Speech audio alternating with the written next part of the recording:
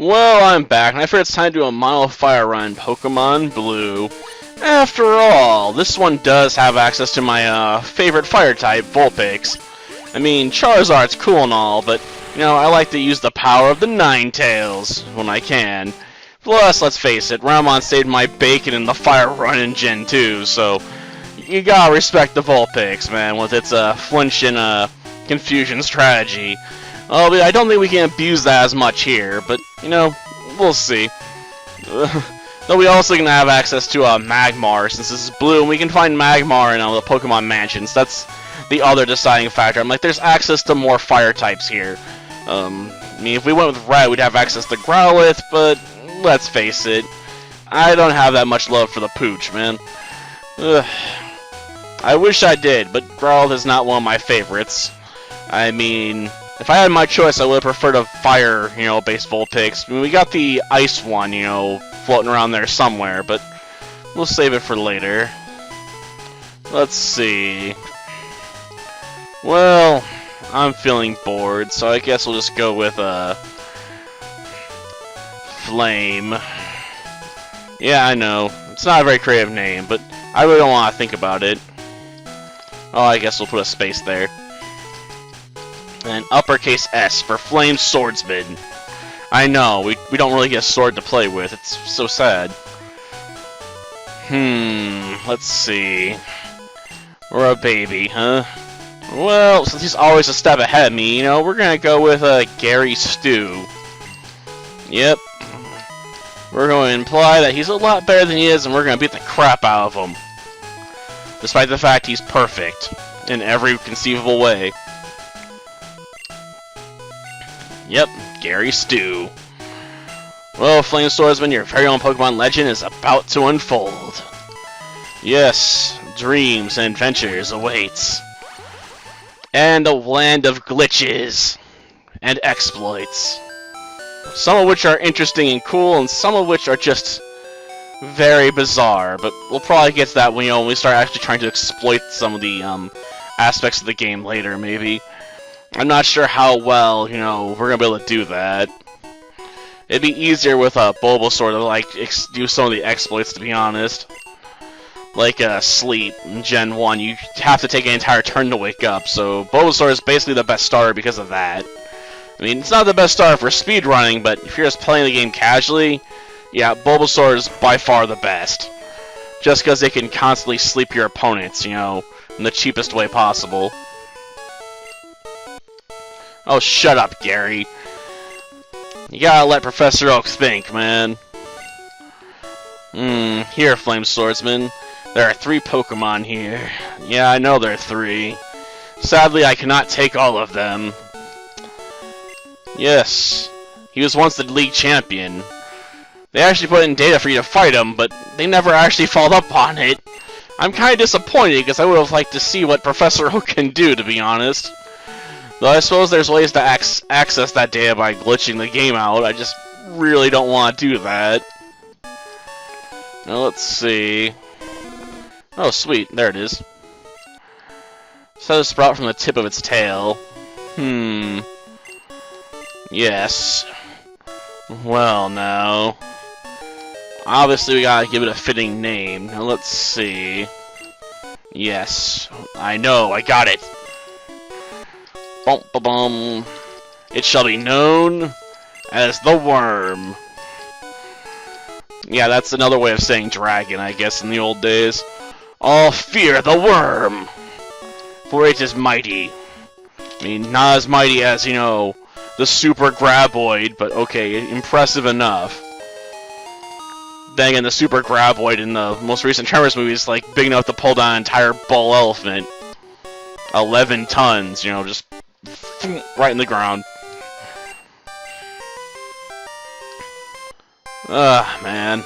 Well, hopefully we'll win. I could use some easy cash if nothing else. Albeit the biggest problem with this run is we're not going to have access to anyone else, until, almost, halfway through the game. And this is going to be one lonely, Charmander for a long time. Guess I'll growl at it. Aw, man, it just negated it by lowering my defenses. Yeah, another one of those, damn it. Now to scratch it. I mean, I gotta scratch that itch, you know? Oh, good, it didn't work. I don't need it really lowering my defenses right now. But it's going to anyway. Screw it. We're gonna try and scratch for the win here. Oh man, it's obsessing with my lowering my defenses. Come on, please crit. Ow! My spleen! Ugh. Come on. Just a couple more. Just poke its eye out or something. And thank you, AI, for being so dumb and not tackling again. Yeah, the AI in Gen 1 is really stupid. Like, if it has a super effective move by type, it's gonna use that move, even if that move does no damage. So, if you have a poison type and your opponent has access to a psychic move like agility, and they don't have any other moves that do damage that are super effective, they're just gonna keep picking agility over and over and over again because it's psychic typing. It's weird mistakes like that you can really exploit the heck out of in this game. The problem is I don't know how much that's going to really help us, because, I mean, I know that means Blastoise later on is going to have access to Withdraw, and might use it over using, you know, a better move, but there's only so much I can really count on that. And I also know we're going to have to level up quite a bit to take on Brock. Man, that's going to be the biggest challenge of this run. Besides Misty, but, you know, we can always skip around and avoid Misty for a bit. I mean, you can bypass her and easily get into, you know, Vermilion City and take on Lieutenant Surge if you want. Well, actually, you can't take him on. You don't have access to Cut without Misty, yeah. So we can at least get down to Vermilion and work our way through some other stuff, then come back to those gyms later when it's more convenient. It's just kind of annoying, you know, to have to deal with a fire and water gym right out of the... Not fire, sorry, a rock and water gym out of the gate.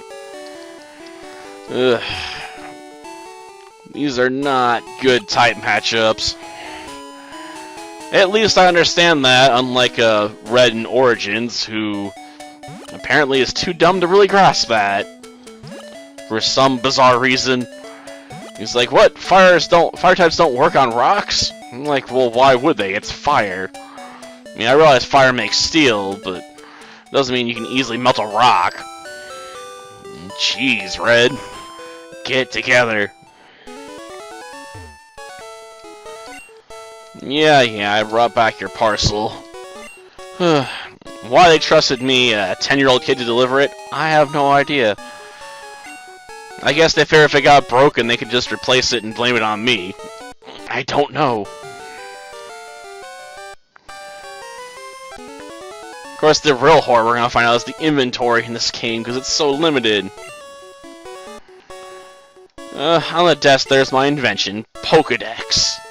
Automatically records data on Pokemon you've seen or caught. It's a high-tech encyclopedia. Yeah, no one else ever thought to do this before because... Like, I guess you can argue that later on, in the later generations, like, it's just something they give you at the start of the game. But it doesn't explain why it has no data in it, you know, you have to go gather that. After all, I mean, he's a Pokemon professor. They haven't studied Pokemon put into the encyclopedia already for my benefit.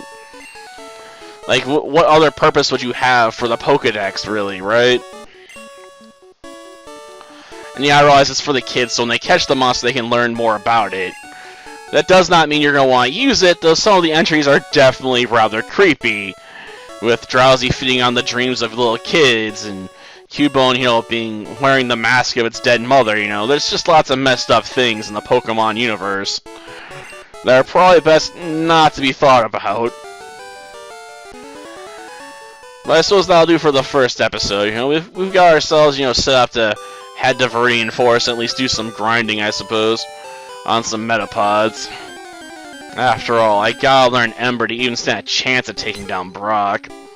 I mean, we're not gonna be able to burn him very successfully, unfortunately. Mostly because I guess Brock gets access to like 5 full heals or something, so yeah, burning him's out of the question. We're gonna have to just level up enough to push our way through past his special defenses. Which will suck. Till next time, then. See ya.